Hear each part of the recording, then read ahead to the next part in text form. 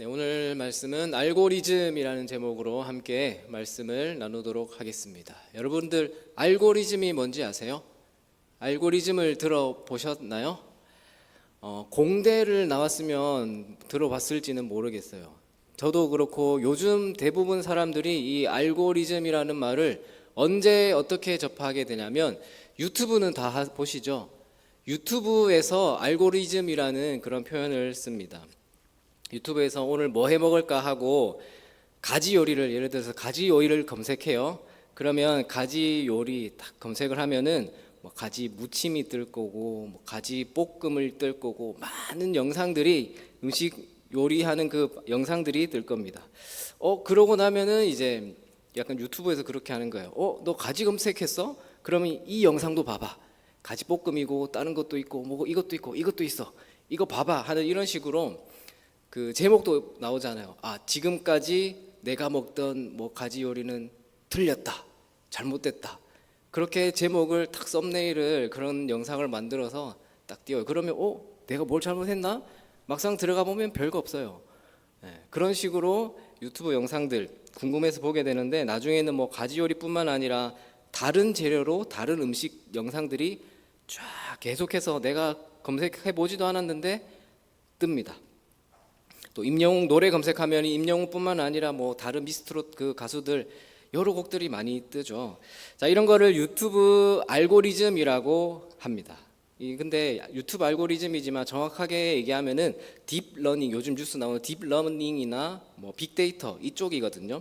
이 사람이 이 폰을 가지고 검색한 이 사람의 성별, 남자인지 여자인지 나이가 어떻게 되는지 주로 뭘 검색하는지 이런 걸 토대로 해서 영상을 추천을 해주는 거예요. 자, 이게 유튜브 알고리즘이고, 근데 조금 더 원론적인 의미의 뭐 공대를 나오신 분들이 익히 알고 있는 알고리즘이라고 하면은 어떤 문제를 해결하기 위한 절차, 방법, 명령어들의 집합이라고 합니다. 무슨 말이냐면요, 쉽게 설명하면 왜 애들한테 숙제 다 했냐 물어보죠. 물어보면은 네, 다 했어요라는 대답이 오는데 다 했냐, 다 했다라는 그 사이에 많은 게 생략되어 있죠. 뭐 수학은 문제풀이를 했고 또 영어 단어 외우기랑 뭐 국어 쓰기, 자, 이런 과정이 다 포함되어 있는 게 질문을 하고 오는데 그 사이에 있는 과정들, 이게 알고리즘인 거예요. 자, 더 쉽게 오늘 아까 올라오기 전에 권사님들끼리 그 숙주 가지고 어떻게 해먹냐 막 얘기를 하시더라고요. 숙주 가지고 뭐 들깨를 언제 해가지고 언제 넣으면 퍼지고 이런 요리를 시작해서부터 끝나고 먹기 전까지 이 과정을 그냥 알고리즘이라고 하는 겁니다. 이런 과정, 절차. 그러니까 핵심은 뭐냐면은 과정이랑 단계예요, 단계. 과정이 있고 단계가 있는 거죠. 자, 그러면 이 과정과 단계를 기억을 하시고 오늘 말씀을 함께 살펴보겠습니다. 자, 지금 계속해서 느헤미야 말씀을 살펴보고 있어요. 자, 6장까지 1장부터 6장까지의 내용을 보시면 무슨 내용이었냐면요. 느헤미야 인도로 지금 이스라엘 땅으로 돌아와 가지고 6장까지 수많은 외압과 어려움에도 불구하고 성벽 재건을 끝냈어요. 끝마쳤어요. 그리고 나서 7장에는 뭐 했냐면 이제 다 외관을 성벽을 지어놨으니까 그 다음에 필요한 게 이제 사람을 세워야 되잖아요. 사람을 세웁니다. 7장에 보면은 사람들 이름이 쭉 나와요. 그리고 그 다음에 오늘 8장입니다. 자, 오늘 본문의 내용은요, 느헤미야를 통해서 예루살렘 그 성벽을 재건하고 난 후에 이제는 사람도 세웠으니까 학사 에스라를 통해서 이스라엘 백성들의 마음을 재건하는 일에 관한 말씀입니다. 자, 느헤미야와 오늘 나오는 에스라는 동시대 인물입니다. 에스라가 먼저 왔어요. 먼저 와서 포로에서 귀환해서 먼저 준비하고 있다가 14년이 지난 뒤에 느헤미야가 와서 성벽을 재건하기 시작했습니다.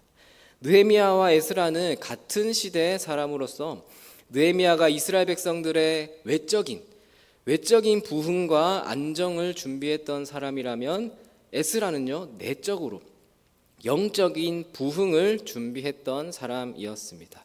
그러니까 느헤미야는 외적으로 정치적인 지도자였다면 에스라는 내부적인 영적인 지도자였던 것이죠.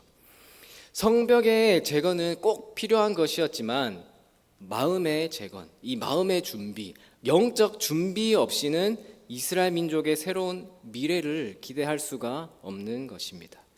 그래서 하나님께서는 느헤미야를 통해서 이스라엘 백성들이 외적으로 하나가 되어서 단합되도록 만드신 다음에 그 다음으로 가장 중요한 단계가 뭐냐면은 영적인 변화였던 거죠. 내적인 부흥을 일으킬 수 있도록 에스라를 사용하신 것입니다. 에스라는 느헤미야보다 먼저 예루살렘에서 사역을 했던 사람이었습니다. 에스라가 먼저 예루살렘 성에 와서 하나님의 말씀을 가르치면서 그동안 무너졌던 이스라엘 백성들의 마음을 조금씩 회복시켜 놓았습니다.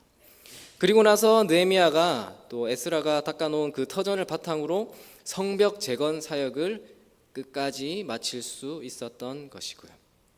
자, 이렇게 성경에 보면요, 하나님께서는 참 훌륭한 그 한 사람을 사용하시기도 하지만 느헤미야와 에스라처럼 여러 사람이 함께 동역하면서 하나님의 일을 이루시기도 합니다.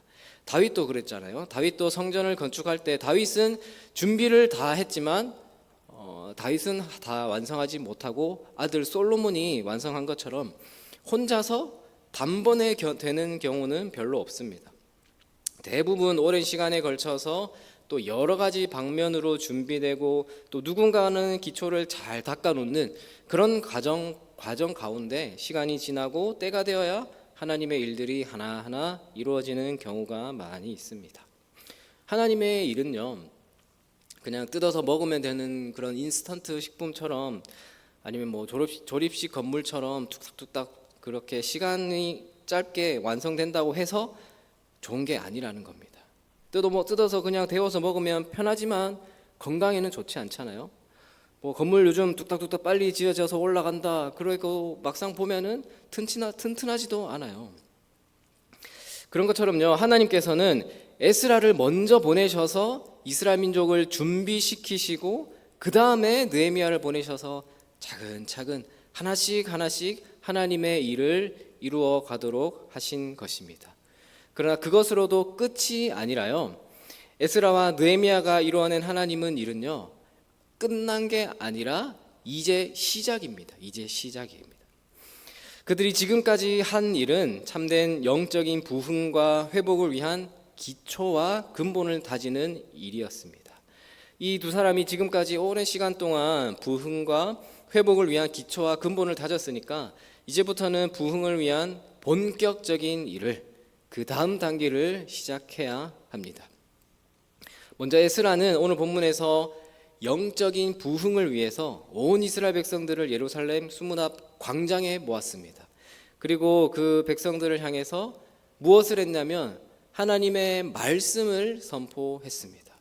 그리고 이때 많은 백성들이 자신의 죄를 자복하고 회개하는 부흥의 역사가 일어났습니다.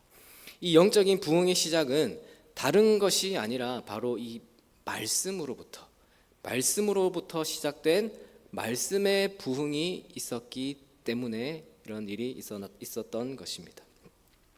그래서 오늘날 우리가 살고 있는 이 시대와 또 우리들에게도 무엇보다 필요한 것이 있다면 바로 이런 말씀의 부흥이 아니겠습니까? 그러니까 말씀의 부흥이라고 해서 유튜브 틀면 나오는 설교가 넘쳐 나오는 그런 홍수의 시대가 아니라요, 진정한 말씀의 부흥이 있어야 된다는 거예요. 그래서 이 시간에 우리는 오늘날을 살아가고 있는 저와 여러분들에게 반드시 필요한 영적인 부흥, 말씀의 부흥을 위해서 우리가 해야 할 일은 과연 무엇인지 오늘 느헤미야와 백성들의 모습을 통해서 몇 가지만 살펴보도록 하겠습니다. 먼저 첫 번째로요, 영적인 부흥을 위해서 첫 번째는 성경을 읽어야 합니다. 성경을 읽어야죠. 말씀과 이 성경 중요성이야 기독교에서 말해야 입만 아프죠. 그래서 재밌는 이야기가 있어요. 감리교 창시자인 존 웨슬리 목사님이 겪었던 일이라고 합니다. 이 웨슬리 목사님이 집에 있었는데 이 청년 강도가 칼을 들고 집에 들어왔습니다.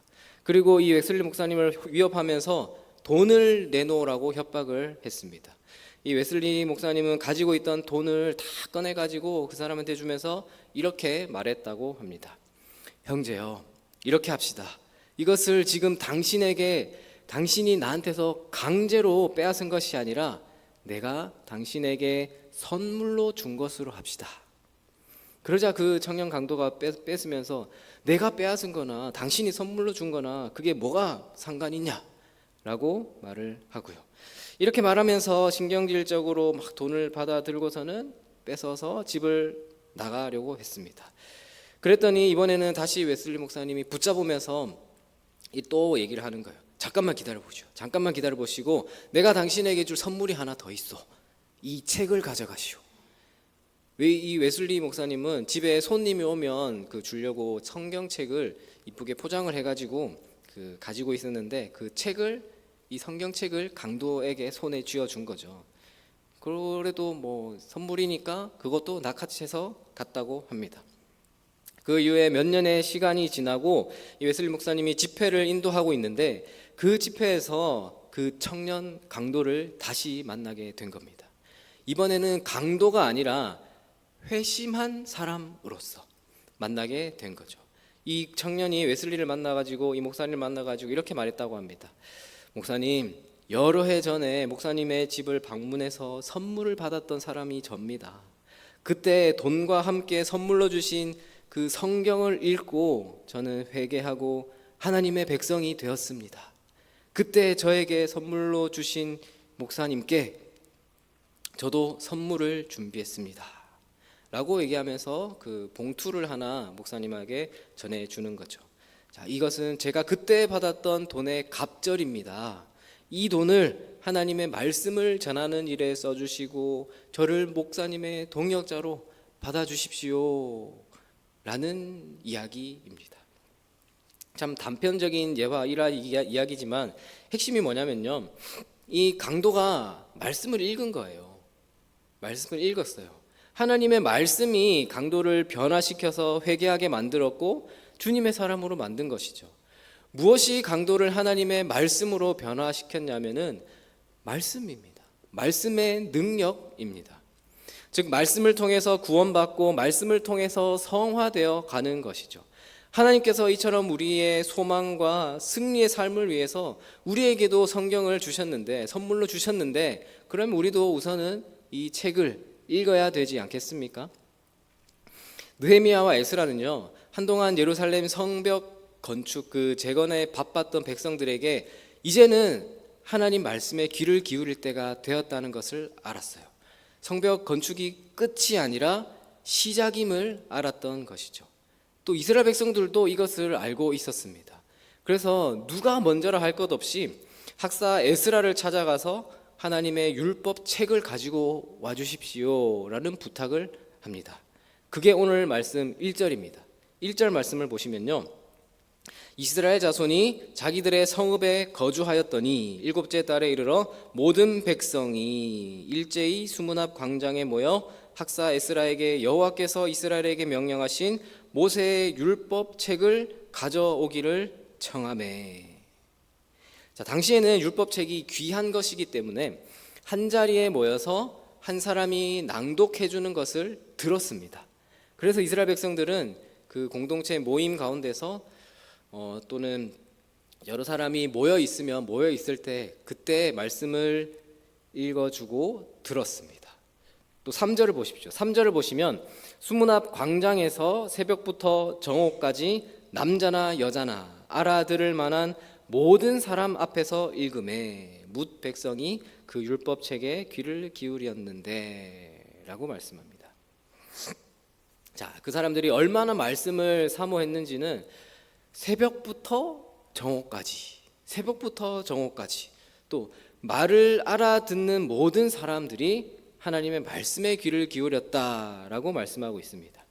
자, 새벽부터 정오까지 말씀을 읽고 그 말씀에 귀를 기울였다라고 하는데, 자, 만약에 요즘에도 이 새벽부터 정오까지 이 말씀을 읽어주고 이렇게 막 설교를 한다 그러면 어떻게 될까요?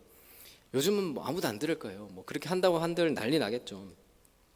뉴스를 찾아보니까 영국에서 설문조사를 했다는데 현대인의 주의 지속 시간, 우리 이번 주 칼럼에도 비슷한 얘기가 나왔죠. 집중력 시간이 5분 7초래요. 여기 연구에서는 5분 7초랍니다. 예전에는 한 20분, 22부라는 뉴스를 봤었거든요. 그래서 그맘때 드라마가 그게 시작되었어요. 보통 1시간짜리 통으로 방송하다가 요즘은 드라마 보면 한 20분씩 끊어가지고 중간에 광고가 2번 들어가잖아요. 그러니까 한 20분 끊어가지고 집중 있게 보여주고, 물론 뭐 상업적인 광고 넣어야 되니까 그게 더 클 겁니다. 또 어떤 연구를 보니까 12초래요. 12초. 극단적으로 12초랍니다. 무슨 연구인가 보니 뭐 결론은 그만큼 집중력이 짧다라는 이야기겠죠. 그만큼 집중력이 짧아요. 그래서 요즘은 유튜브 영상들도 보면요, 자꾸 짧아지고 쇼츠라고 해서 짧은 영상. 헬스장에서 어떤 할머니가 이 노래 나왔다가 저 노래 나왔다가 뭐 뉴스 나왔다가 막 예능 방송 나왔다가 왜 자꾸 정신없이 넘기나 했더니 다 그런 거 이렇게 자꾸 넘기면서 러닝머신에 시끄럽게 그렇게 하고 계시더라고요. 그만큼 짧은 영상이 요즘 많고요. 또 집중력이 사람들의 집중력이 짧아지고 또 자극적으로 바뀌어 갑니다. 근데 그래도 아직까지 요즘 영화 개봉하는 거 보면은 미션 임파서블 새로 나왔잖아요. 한 3시간 가까이 되는데 지루하다는 생각 한 번도 못 했어요. 저는 3시간 가까이 되는데 진짜 재미있으면은 지루한 줄 모르거든요. 또 어떤 사람은 요즘 넷플릭스라고 하는 그 방송 채널이 있는데, 그런 영상을 예전에는, 요즘 TV 방송국에는 일주일에 하나씩 이렇게 뭐 10주간 16부작 올라오는데, 그 넷플릭스라는 곳은 한 번에 뭐 10부작이면 10개를 다 올려줘요. 그러니까 다 올려주니까 어떤 사람들은 너무 재밌어가지고 그 10개 되는 거를 그날 그 밤에 시작했는데 밤이 새도록 다 봤다고, 그런 사람들도 있더라고요. 그러니까 진짜 재밌고 흥미가 있으면 그렇게 집중할 수도 있겠죠. 자, 근데 오늘 율법책, 이 말씀을 율법책을 읽어주는데 새벽부터라고 합니다. 새벽부터. 여기서 새벽부터라는 빛으로부터라는 원문의 뜻이 있어요. 빛이 있을 때부터. 그러니까 에스라는 글자가 보이기 시작할 때부터 율법책을 읽기 시작해서 정오까지 읽었으니까 대략 잡아도 한 6시간을 율법책을 낭독했다라고 보여집니다. 자, 근데 그렇게 하루만 그렇게 한 게 아니었어요. 8장의 마지막 절인 18절에 보면요, 이스라엘 백성들이 이레라는 기간 동안에 날마다 그렇게 했다라고 말하고 있습니다. 그러니까 일주일, 한 주간 이상을 날마다 그렇게 말씀을 읽고 듣는 일에 전념했다라는 것이죠. 또 5절에 보면요, 이 성경이 읽혀지기 시작할 때 모든 백성이 어떻게 했습니까?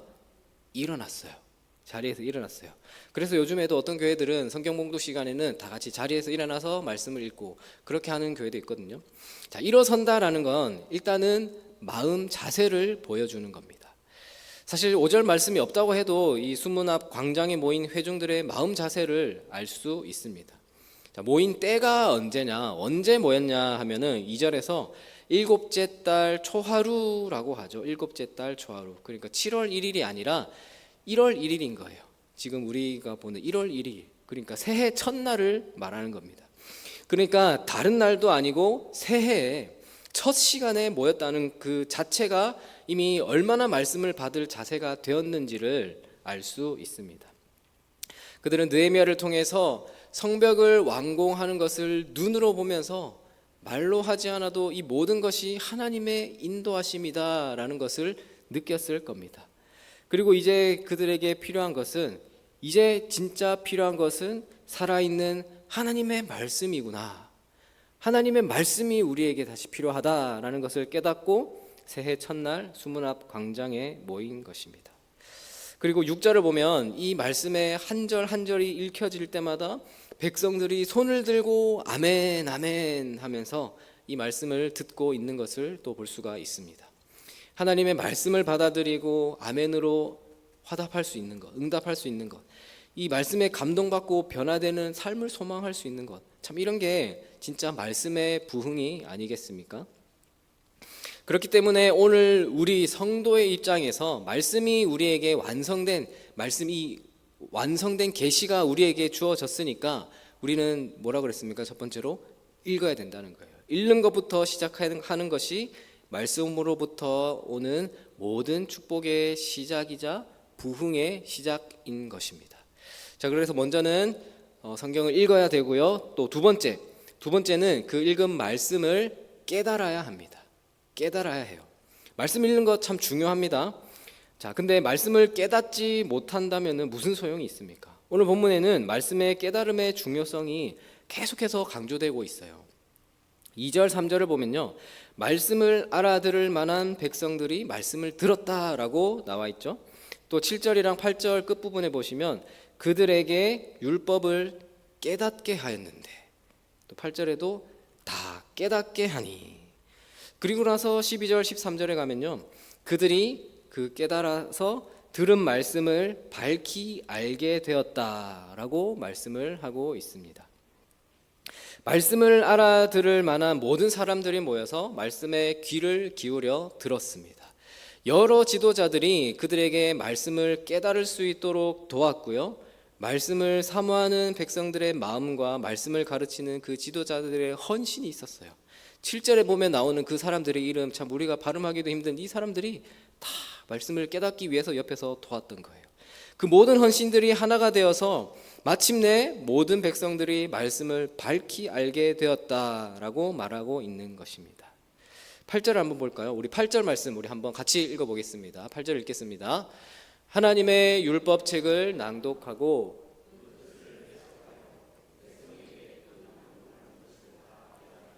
다 깨닫게 하니. 자, 이렇게 깨달음이 중요한 이유는요, 깨달은 만큼 실천할 수 있기 때문이에요. 우리가 음식을 먹는데 아무리 음식을 많이 먹어도 그 음식을 소화를 못하면 다 토해내고 우리의 피와 살이 될 수 없는 것과 마찬가지입니다. 많이 먹고 소화하지 못하고 다 토해내면은 무슨 소용이 있겠습니까? 그래서 많이 읽어야 되고요, 읽는 것 이상으로 중요한 것이 깨달음입니다. 자, 그러면 세 번째예요. 읽어야 되고 깨달아야 되고, 세 번째는 순종으로 반응을 해야 돼요. 읽고 깨달은 것에 따른 반응을 해야 된다는 거예요. 그 반응이 순종입니다. 우리가 읽고 깨달은 말씀이 우리의 삶 가운데 적용이 되려면 무엇보다 중요한 것이 그 말씀에 합당한 반응을 해야 합니다. 오늘의 본문에서 이스라엘 백성이 보여준 반응, 이 백성들의 반응이 어땠습니까? 우선은 크게 두 가지로 나눌 수 있어요. 하나는 정서적인 반응이 있었고, 또 하나는 의지적인 반응이 있었습니다. 우선 정서적인 반응으로는 말씀을 듣고 깨달음으로 어떻게 했냐면 눈물과 기쁨으로 반응을 했습니다. 9절 시작을 어떻게 합니까? 백성이 율법의 말씀을 듣고 다 우는지라. 왜 울었을까요? 말씀 듣고 왜 울었을까요? 우리도 말씀 받다 보면 정말 마음에 울림이 있어서 울 수도 있어요. 그것도 그런 면도 있었을 겁니다. 그러나 느헤미야 이 전체 문맥을 읽어보면요, 이 눈물은요, 그들의 죄에 대한 말씀의 지적 앞에서 흘린 눈물인 거예요. 죄에 대한 지적 앞에 회개의 눈물을 흘리는 거죠. 회개의 눈물이었습니다. 하나님의 말씀을 듣지 않아서 70년 동안 포로 생활을 했고 지금도 고생하고 있던 것을 생각하니까 참 말씀대로 살지 못한 것을 돌아보면서 회개하는 눈물이 담겨 있는 것이죠. 또 감사의 눈물이었습니다. 감사의 눈물. 느헤미야를 통해서 정말 우리가 할 수 없을 것 같다. 6절까지 보면서 얼마나 많은 난관이 있었습니까? 우리는 포기할 수밖에 없었을 텐데 참 그런 어려운 상황에서도 이렇게 성벽이 건축되고 또다시 새로운 하나님의 역사를 시작하게 함에 있어서 하나님이 이렇게 일을 이루어 가시는구나 라는 감사의 눈물이 있었을 겁니다. 또 결심의 눈물도 있었겠죠. 이제는 다시는 옛날처럼 하나님의 뜻에 돌아서는 것이 아니라 하나님의 말씀대로 살겠다는 그 결심이 그 눈물에 담겨 있었습니다. 그러나 동시에 그들은 깨달은 말씀으로 인해서 기뻐했습니다. 기뻐했어요. 12절에서 크게 즐거워했다라는 말처럼 자기들이 밝히 알게 된 말씀을 통해서 하나님과의 새로운 만남에 대해서 또 새롭게 인도하실 것에 대해서 기뻐하고 있었습니다. 느헤미야는 바로 이때 20절 말씀에서 이렇게 얘기하는 거예요. 여호와로 인하여 기뻐하는 것이 너희의 힘이라. 여호와로 인하여 기뻐하는 것이 너희의 힘이니라. 이스라엘 백성들은 단순히 정서적인 그 반응에 끝나지 않고 의지적인 행동으로도 이어나갔어요.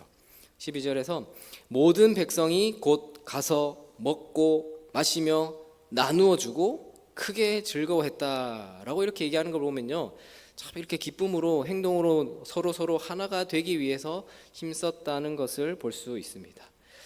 또 이어지는 느헤미야 9장을 읽어보면요, 이제 이스라엘은 그들이 듣고 깨달은 말씀을 하나씩 실천에 옮기기 시작하거든요.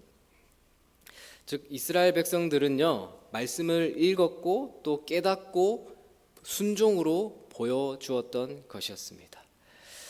사랑하는 우리 성도 여러분, 오늘 에스라가 나오는데 앞에 에스라서에 보면 에스라의 소망을 에스라는 이렇게 고백을 해요. 에스라 7장 10절에 보면요, 에스라가 뭐라고 얘기하냐면, 에스라가 여호와의 율법을 연구하여 준행하며 율례와 규례를 이스라엘에게 가르치기로 결심하였더라. 에스라는 이렇게 하나님의 뜻을, 하나님의 말씀을 가르치겠다는 그 결심을 먼저 했어요. 말씀을 연구하고 그 말씀을 순종하는 삶을 살게 하는 게 에스라의 결심이었어요. 그리고 자신이 연구하고 순종한 그 말씀을 백성들에게 가르쳤습니다. 백성들을 하나님의 말씀으로 바로 세우는 그 일을 에스라 본인의 사명으로, 소망으로 삼았던 것이죠. 느헤미야의 비전은요, 그 성벽, 무너진 성벽을 재건하는 것이었다면, 에스라의 마음과 소원은 이 영적인 재건이 있었던 겁니다. 자, 근데 에스라는 먼저 이 말씀을, 소망을 품고 받은 말씀을 가지고 자기 삶에 먼저 적용을 했습니다. 그래서 본인 스스로 말씀을 연구하고 깨달은 것을 가지고 순종하는 일에서부터 시작을 했던 겁니다. 그러니까 이 한 사람의 순종이 민족의 역사를 바꾸기 시작한 것입니다. 혼자 이룰 수도 없었고요.